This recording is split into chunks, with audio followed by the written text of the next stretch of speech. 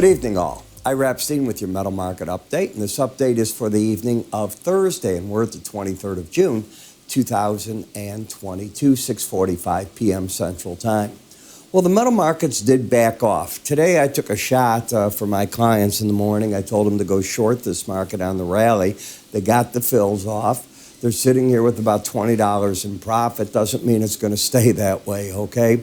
So let me give you a fair warning. I have my doubts that the metals are going to follow through in a big way. Just how the chart action is going. Look at the copper market. They settled the strike in Chile. So we'll take a look, and I'm going to switch gears on you. I'll finish up here with July, but as we move into the chart, let's go to September. In platinum, I'll finish up here, but when we go to the chart, let's go to October, there. Dollar a little bit stronger against markets that are all over the board. The yen acting stable right here. It tried a big rally today. It didn't hold on. In the energy markets, it's sort of just drifting right now. Bonds and notes had enough of a rally where I was looking for when we had lost the bearish embedded reading that we'd get up to the 18-day average of closes. These are tricks that you learn if you've taken my enhanced Bollinger Band course and how to work with all those. And I got to tell you, folks, it worked out pretty darn good. So if we could, let's take a look at some of these markets and get a feel for where we're at with them. It's right here. In the gold market, you're down for the week about 0.5 percentage point at 990, 1825, 70. When we take a look at the daily charts, we're still in the bear camp. So you're going to say, well, why did I say what I did that I'm still in the bearish mode?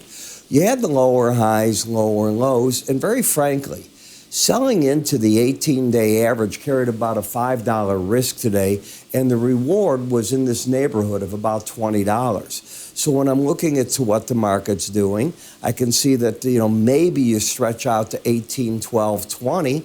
You're getting into the area where you're not oversold. You're still pushing lower, but the market's knocking on the door of getting oversold, and it's just still, to me, a very sideways market. So for those of you that did pay attention to that trade, and there's a lot of you out there, got lucky. I'm happy with it. Okay.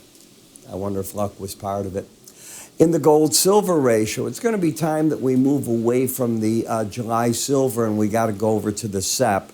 And when we take a look at SEP silver, you've come down to the lower Bollinger Band again. This is where I expect the pros are covering shorts. It's one of the reasons I'm considering that the gold market might be wise to just take that $20. You're down to the objective here.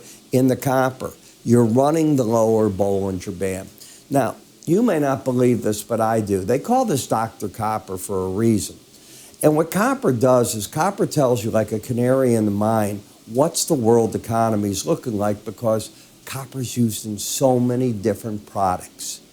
And when you take a market that's just gone here from, let's call it, into the 460 range, and you're down nearly a third in value, 25% very comfortably. Wow. Nothing grows to the sky and nothing falls forever. You are embedded. I'm not smart in picking a bottom, but you've had enough days right here of doing this where you can move to the sidelines. I don't know what would make this bottom. It's not going to be China. It certainly doesn't look like it's going to be the world coming out of this malaise that it has. So just getting oversold, technically, that could be the picture that it does. In the platinum, it's time to move to the October, and the question is, are we going to embed here? So how many days do we have where this market is trying, if you will, to embed? And I think that's going to be one of the questions we should ask ourselves.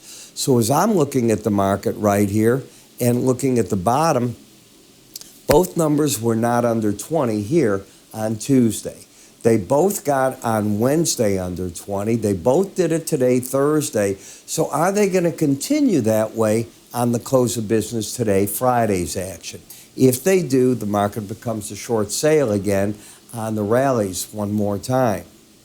In the palladium market, you are just staying oversold in a downtrend. Resistance is back at 1898.80. Nothing very friendly here. And when I come over to the dollar index, well, what do I see in this market?